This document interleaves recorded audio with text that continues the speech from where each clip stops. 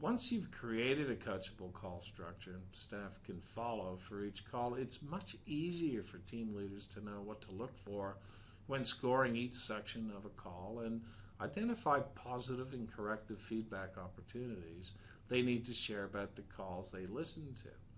Now, what you need to make this happen is to create a call scoring and feedback tool like this one. This is a really easy tool to customize that I suggest people in my 7 Pillars Out courses use to customize for their own specific needs. And when you create this call monitoring form, make sure it identifies all the soft and hard skills team members need to cover as outlined in your call structure, and an overall score that indicates whether the call was awesome, adequate, or if training is urgently required. You want to make sure, too, that the team leaders score each area of the call structure to easily identify what was great about the call and what areas they need to coach their team member on. When you create this scoring and feedback tool, you also need to be sure to give score values for each area. So team leaders only need to tick the score in each area on the form, which automatically totals the result for the whole call.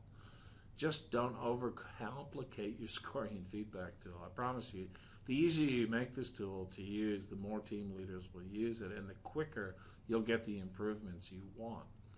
And when you roll this out to your team leaders, be sure to have everyone in the same room listening and scoring the same call independently from each other.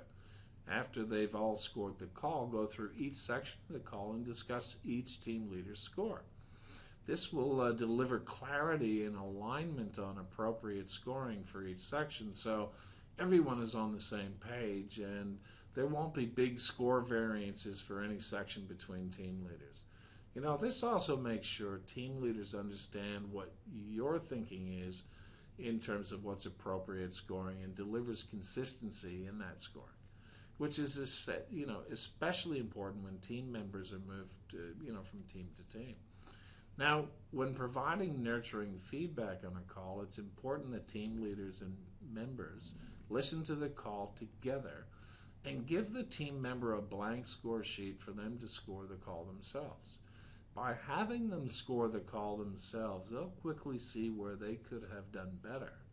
And if they score for any section really different from that of the team leader's score, they can both discuss those differences, and the team leader can easily point out why they scored that section as they did.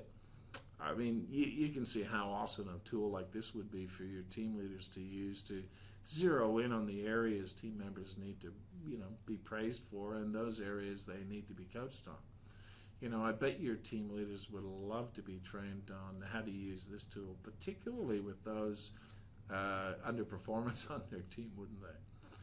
And it's really easy for you to check up on your team leaders to make sure they've been listening and scoring calls and providing corrective feedback.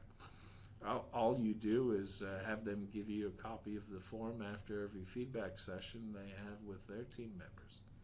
Pretty simple.